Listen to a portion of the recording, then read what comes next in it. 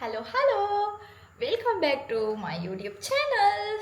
ඉතින් ගොඩක් දවසකින් මම පොඩි රෙස්ට් එකක් ගත්තා. රෙස්ට් එකක් ගත්ත කියන්නේ මට ඇත්තටම පොඩ්ඩක් කාලය ඕනි කියලා හිතුණා ටිකක්. ඒක නිසා මම මුකුත් වීඩියෝස් කරේ නැහැ. මම ඒක ගැන ඉස්සරහට කියන්නම්.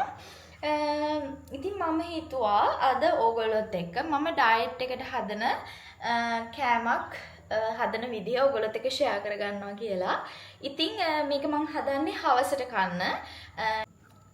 මහන්සි කියලා මම ජංක් ෆුඩ් කයි කියලා නේද ඔයගොල්ලෝ හිතුවේ? නෝටියෝ. අද මම හදන්නේ මාළු. මේක මම ගත්තේ ස්පා එකෙන්. මේ જાතියේ මාළු ස්පා එකේ තියනවා ගන්න. අපි දැන් කීප පාරක්ම ගෙනාවා. ඒ ගෙනාවහම හැදුවේ ගොඩක්ම මේ මම නිකම් පෑන් ෆ්‍රයි කරලා හැදුවේ. දැන් මේවා ගැන බලන නිසා මට Instagram එකේ සජෙස්ට් කරනවා මේ මාළු හදන රෙසිපි. ඉතින් ඒකට අවශ්‍ය බඩුත් මම ගෙනාවා. හදලා බලමු. මම උදේ පෙඟෙන්න දැම්මා කව්පි. කව්පි හැදුවාම යෝයෝත් කනවා. ඒ වගේම මේ අපිටත් පොඩි ප්‍රමාණයක් කන්න පුළුවන් නිසා ෆිෂ් විතරක්ම කන්න බැරි නිසා මම මේක පෙඟෙන්න දාලා තිබුණේ. දැන් පැය ගාණක් පෙඟිලා. ඒක නිසා මම දැන් මේ ටික තඹ ගන්න හදන්නේ. මට ප්‍රෙෂර් කුකර් එකක් නෑ ළමයි. මම ප්‍රෙෂර් කුකර් එකට බයයි.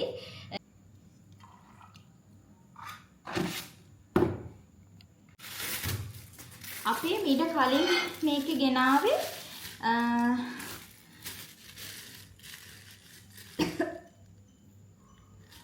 මේ ටූනා කියන එක. මේක ටූනා නෙවෙයි. මේක වෙන මොකක් හරි. බලන්න ඕනේ මොකක්ද කියලා. ඔයගොල්ලෝ ඩයට් කරනවා නම් ගොඩක්ම හොඳ මාළු జాතිය තමයි මේක. දැන් ඊයේ රැටත් අපි කෑවේ මේකේ අනිත්තර කොටු කපන එක. මේ තියන්නේ මෙන්න මේ මාළුව. දැන් මම මේක සීසන් කරගන්න හදන්නේ. මම ඔයගලන්ට පෙන්නන්නම් මොනවද මම මේක සීසන් කරන්න ගන්න කියලා. මම සීසනින් වලට පාවිච්චි කරන්නේ මෙන්න මේ ඔයිල්ස් දෙක. මේකේ නම බලාගන්න මට ප්‍රොනවුන්ස් කරන්න තේරෙන්නේ නැහැ. මම හිතන්නේ organic coconut amino sauce. Amino sauce එක කොකනට්. මේක සෙසමි ඔයිල් එක. මං ඉස්සර හිතාගෙන හිටියේ ඩයට් එකට කෑම හදන එක, සෙල්ෆ් ලව් කරන එක හරි අමාරු, ඒ වගේම ඔළුවට කරදරයක් වෙන වැඩක් කියලා. ඒත් ඇත්තටම ඒක කරන්න පටන් ගත්තට පස්සේ මට තේරුම් ගන්න හම්බුණා මේ හැම දෙයකින්ම වෙන්නේ අපේ ස්ට්‍රෙස් එක අඩු වෙන එක, ඒ වගේම අපිව ලස්සනට පේන්න ගන්න එක, අපේ වටිනාකම අපිට දැනෙන එක කියලා. ඉතින් මම මේ කෑම්බීම වර්ග හදන්න දන්නේ නැහැ. ඔයගලන්ට මම කලිනුත් කියලා ඇති මම උයන්නවත් දන්න කෙනෙක් නෙවෙයි මැරි කරලා එනකොට. ඉතින් මම මේක නම් හදන්න ඉගෙන ගත්තේ Instagram එකේ reel එකක් බලලා. ඒ කියන්නේ දැන් මම මේ දේවල් ගැන කතා කරනවා, මේ දේවල් ගැන හොයනවා නිසා මට Instagram, TikTok ඒ හැම එකකම ඇල්ගොරිතම් එකෙන් පෙන්වන්නේ මේ ඩයට් කෑම වර්ග හදන විදිහ. ඉතින් මම මෙතන පුංචි වැරැද්දක් කරනවා. මම මේ මාළුවව කපලා නෙමෙයි ගන්නෙ, මාළු අර කෑල්ල පිටින්මයි. ඉතින් මේක පොඩක් කපලා තව ගත්තා නම් තව ටිකක් රස වෙන්න තිබුණා කියලා මට හිතෙනවා. ඒ වගේම මේ reel එකේ තිබුණා මේ මාළුවා මේ විදිහට සීසන් කරලා පැය භාගයක් විතර තියාගන්න පුළුවන් නම් තවත් හොඳයි කියලා. ඒ වුණාට මට ඒක කරන්න බැරි වුණා. මට වෙලාව තිබ්බේ නැහැ. මම හීට් එක 135ට දාලා විනාඩි 15ක් මුලින්ම දැම්මා. තරහයිද? මමිත් එක්ක? ඔයගලන්ට මේ දවස්වල මම සෝෂල් මීඩියා එකේ දාන පෝස්ට් වලින් ඔයගලන්ට තේරෙනවා ඇති මගේ කොණ්ඩේ ටිකක් වැවිලා වගේ මට දැනෙනවා. මම හිතන්නේ අර මම යූස් කරන මල්ටි විටමින් එක නිසා. ඔයගලන්ට මම ඒ ගැන මීට කලින් වීඩියෝස් වල කීප වතාවක්ම කියලා තියෙනවා. මම හිතනවා ඒකෙන් මට හොඳ රිසල්ට් එකක් තියෙනවා කියලා. මොකද සාමාන්‍යයෙන් අර දවසකට යන කොණ්ඩ ප්‍රමාණය නම් ඉතින් කොහොමත් යනවා කෙස් ගස් 20ක් 25ක් විතර. ඒක ඉතින් කොහොමත් යනවනේ මේ. ඒ වුණාට කොණ්ඩේ වැවෙන ප්‍රමාණය ඉක්මන් වෙලා කියලා මට හිතෙනවා. මොකද යෝයෝ හම්බුනාට පස්සේ මගේ කොණ්ඩේ වැවෙන වේගෙ චුට්ටක් අඩු වෙලා තිබුණේ. මංගලන්ට මීට කලිනුත් කියලාදී මගේ කොණ්ඩේ මට කියන්නේ මගේ තාත්තගේ පැත්තෙන් එන ඒගොල්ලන්ට තියෙනවා හොඳට කොණ්ඩේ තාත්තගේ පැත්තට. ඒගොල්ලන්ගෙන් තමයි කොණ්ඩේ මං හිතන්නේ මට ජාන වලින් ඇවිල්ලා තියෙන්නේ. ඉතින් ඒක අර මේ කොණ්ඩේ කියන එක අපිට ඒකට ස්ථිර ට්‍රීට්මන්ට් එකක් නැහැ. දැන් අපේ කියන්නේ අපේ කවුරු හරි අම්මගේ හරි තාත්තගේ හරි ජාන තමයි එන්නේ. මං අහලා තියෙන විදිහට අම්මගේ තාත්තගේ ජාන තමයිලු එන්නේ. ඒ වුණාට මට එහෙම නෙමෙයි ඇවිල්ලා තියෙන්නේ. මොකද මගේ සීයාගේ කොණ්ඩේ ගොඩක් කර්ල්. ඒ වගේම එහෙම සීයාගේ කොණ්ඩේ ගොඩක් එහෙම තියෙනවා මම දැකලත් නැහැ. ඉතින් ඒක නිසා අර අපේ يعني අපි එළියෙන් කරන සත්කාර වලට අමතරව අපේ ජානත් බලපානවනේ. ඒක හැම දෙයකම බලපානවා. කෙට්ටු වෙන්න, මහත් වෙන්න, කොණ්ඩේ වැවෙන්න, කොණ්ඩේ යන්න හැම දෙයකම. දැන් ඔයගොල්ලෝ දන්නවනේ මගේ හස්බන්ඩ්ගේ කොණ්ඩේ තුනි කියන්නේ කියන්නේ කොණ්ඩේ ගිහිල්ලා නෙමෙයි. කොණ්ඩේ තියනවා. ඒ වුණාට තුනි ගොඩක්. ඒක නිසා තමයි එයා නෝට් එකට කියන්නේ අගටම කපලා තියෙන ඒ වුණාට කොණ්ඩේ වැවෙනවා එයාගේ. ඉතින් සමහර අය හිතනවා ඉතින් කොණ්ඩේ ගිහිල්ලා කියලා එහෙම නැහැ. කොණ්ඩේ තුනි. ඉතින් ඒකත් ඒගොල්ලන්ගේ ජාන වලින් එන දෙයක්. ඒගොල්ලන්ගේ සීයාගෙත් එහෙමයිලු. ඉතින් ඒව ඉතින් අපිට වෙනස් කරන්න බෑ. අපිට ලැබෙන දේ අපි ඇක්සෙප්ට් කරන්න ඕනේ. ඉතින් කොණ්ඩේ ගැන කියනකොට මට මතක් වුණේ ඕගලන්ට අහන්න ලැබෙන්නේ නැති ඉන්දියාවේ නිවුස් එකක්. ඒ බොයිගේ කොණ්ඩේ එයා විග් එකක් දාගෙන ඉන්නවා සහ එක්කෝ එයාගේ කොණ්ඩේ යම් කිසි ප්‍රමාණයක් ගිහිල්ලා ඒ ටිකට විග් එකක් දාගෙන ඉන්නවා හරි මොකක් හරි කියලා හේතුවකට එයාව මැරි කරන්න ඉන්න ගර්ල් එයාව කන්දෙන් පහළට තල්ලු කරලා මරලා තියෙනවා එයාගේ එක්ස් බොයිෆ්‍රෙන්ඩ් එක්ක. ඉතින් ජීවිතේ ඒ කියන්නේ කාගේ හරි ජීවිතයක් නැති කරන්න තරම් හේතුවක්ද කියලා හිතනවා ඒ මනුස්සයාගේ එයාට පාලනය කරන්න බැරි එයාගේ කොණ්ඩේ කියන එක එයාට පාලනය කරන්න බෑ. එයාගේ ඇඟේ තියෙන ජාන එයාට පාලනය කරන්න බෑ. එයා ඉපදෙනකොට ඒව එයාට අරගෙන එන්න බෑනේ. ඉතින් මං හිතනවා ඒක හරිම නරක සිතුවිල්ලක්. ඉතින් ඒත් අපි දන්නේ නැහැ ඒක ඇත්තටම හේතුව ඒකද එහෙම කියලා. ඉතින් මට ගොඩක් දුක හිතුණා ඒක දැක්කම. මොකද ඒ බෝයි එයාට ගොඩාක් ආදරෙන් සලකලා තියෙනවා. ප්‍රින්සස් ට්‍රීට්මන්ට්ස් වලින් ආදරය කරලා තියෙනවා. ඒ වගේම එයාගේ බොයිෆ්‍රෙන්ඩ් එක්ක එකතු වෙලානේ අර මෙයා මැරි කරන්න ඉන්න කෙනාව මරන්නේ. එතකොට ඒ බෝයි මෙයාට චීට් කරනවා කියලාත් මම දැක්කා.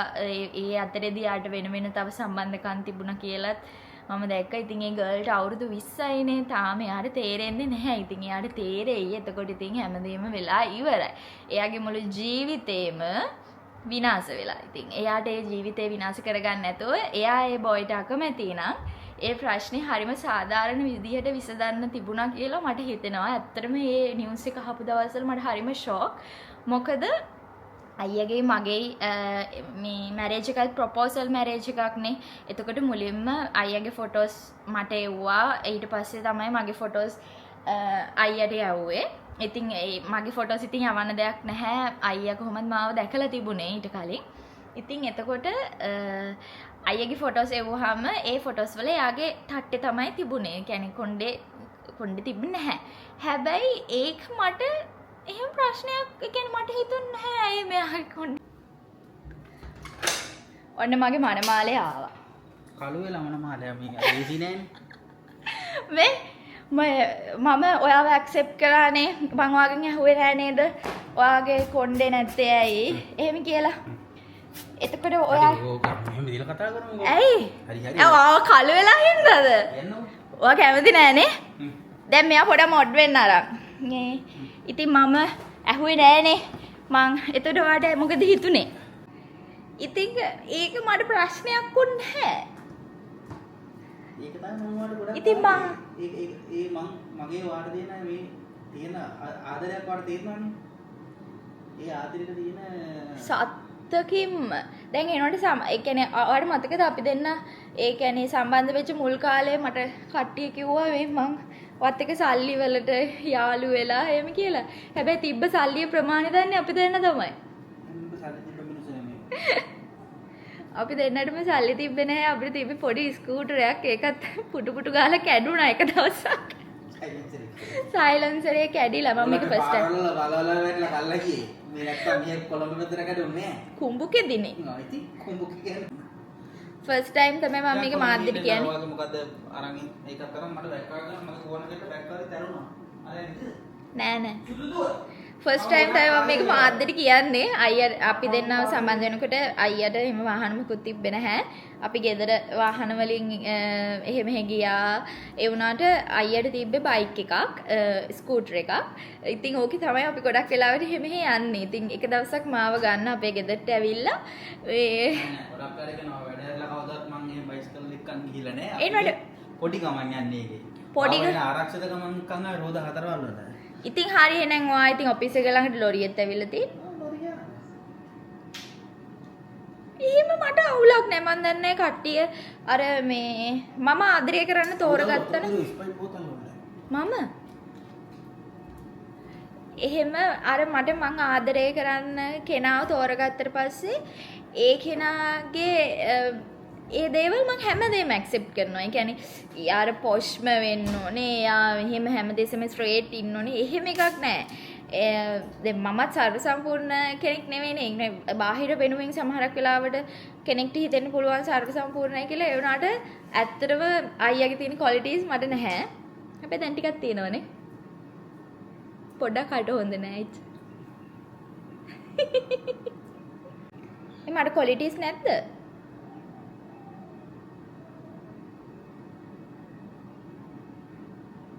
මට දෙන්න කිව්වා. ක්වොලිටිස් ලෙෆ්ට් වෙනවා ඕකේ තියනවා. මට මලකාරුඩ වුණාම කට ඇරියාම ක්වොලිටිස් ලෙෆ්ට් වෙනවා. ක්වොලිටිස් තියෙනවා. මේ සීරෝ ස්ප්‍රයිට් බොන්නේ. මේ අරක සුවඳ එනවද? මාළු එක. බලන්න හදනවද? හැදුවා. වදද? බත් නෙමේ හැදුවේ. කවුපි. කාලා පිටත් නේද? කාලේ කියලා දෙන්න. රැවෙන් කයන්ලා. මගේ උනා ඉතර කරලා එන්න තින කඩේ ඉන්න බැක් කරලා කරන්න කියනවා.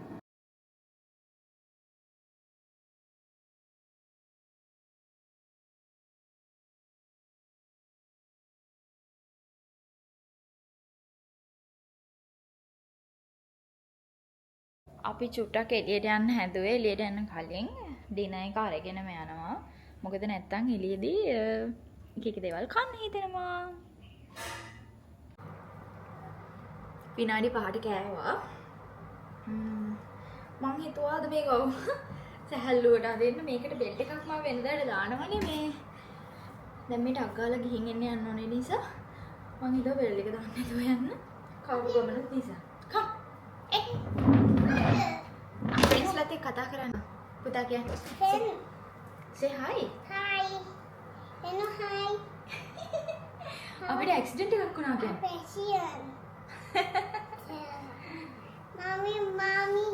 Mawadi na? වාඩි වුණාම පේන්නේ නැහැ. Ma pena. පුතා කතා කරන්න. Hello, Viren. මෙයා තමයි දැන් මගේ වීඩියෝ පාර්ට්නර්. Viren. Hello. අම්බුද්ද කරලා.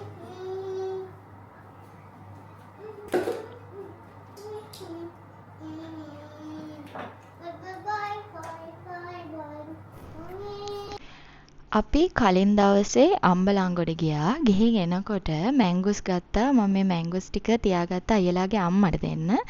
ඒ ටිකත් අම්මට දීලා අපි ආවා ආදරේ සිලෝන් එකට. මම මේක මීට කලින්ත් මගේ vlogs වල පෙන්නලා තියෙනවා. මෙතන තියෙන්නේ night dresses සහ සැහැල්ලු ඇඳුම්. ඉතින් මම ඒව ගන්න තමයි මෙතනට ආවේ.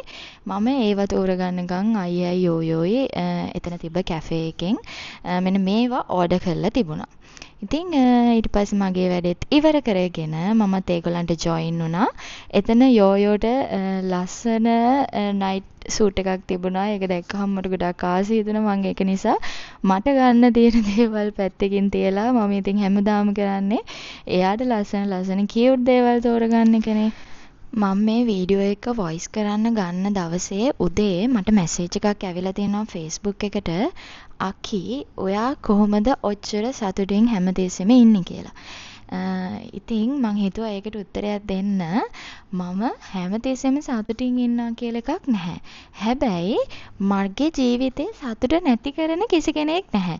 මං ඒ කිසි කෙනෙක්ව මගේ ජීවිතේ ඇතුළට අරගෙන නැහැ. ඉතින් එතකොට කාටවත් මගේ සතුට නැති කරන්න බෑ. මගෙත් ඉතින් මූඩ් ගහලා ඉන්න දවස්, කේන්ති ගිහිල්ලා ඉන්න දවස් එහෙම නැත්තේ නෑ, ඒවත් තියෙනවා. ඒ වුණාට මගේ සර්කල් එක ඇතුලේ ඉන්න අය හැමෝම මට හිතෙනවා මාව පරිස්සම් කරනවා, මට ආදරය කරනවා කියලා. ඉතින් ඒ අයත් එක්ක සතුටින් කාලේ ගෙවනකොට මගේ ජීවිතේට ඇඟිලි ගහන්න ටොක්සික් මිනිසුන්ට වෙලාවක් නැහැ. ඉතින් මම හැමදාම කියනවා වගේ ටොක්සික් මිනිස්සු නැති ජීවිතේ හරි ලස්සනයි. ඉතින් මං හිතුවට වඩා මේ වීඩියෝ එක දිග වුණා. ඒ වගේම මට එඩිට් කරන්නත් පොඩි වෙලාවක් යයි. ඒක හින්දා මම මගේ ඩයට් එක පේනවා වගේම මගේ එක්සර්සයිස් ෂෙඩියුල් එකත් සම්පූර්ණයෙන්ම වෙනස් කරා. ඒ වුණාට ඒ මොන මගුල කරත් මේ මගේ එක දශමයක්වත් අඩු වෙලා නැහැ, ග්‍රෑම් 100ක්වත්.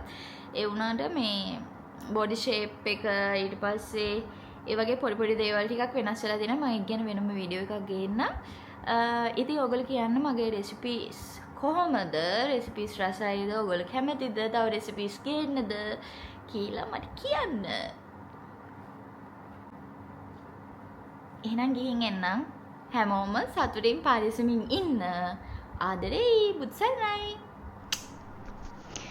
ඉතින් මිනිස්සුන්ගේ ජීවිත ඇතුලේ රණ්ඩු කරලා ලබා ගන්න දෙයක් අපිට නැහැ. මිනිස්සුන්ගේ හිත ඇතුලේ අරගල කරලා දිනා ගන්න දෙයක්වත් නැහැ. ඉතින් මේක චෝටි ගමනක්. අත්හැරෙන දේවල් අත්හැරුණ දෙන් මගහැරෙන මිනිස්සුත් මගහැරිද්දෙන්. ජීවිතේ දිහා ආදරෙන් බලන්න, ඔයා ඔයාට ආදරය කරන්න, ඔයාව රැකගන්න. එතකොට අනිත් හැම දෙම සතුටින්, ඔයත් සතුටින්.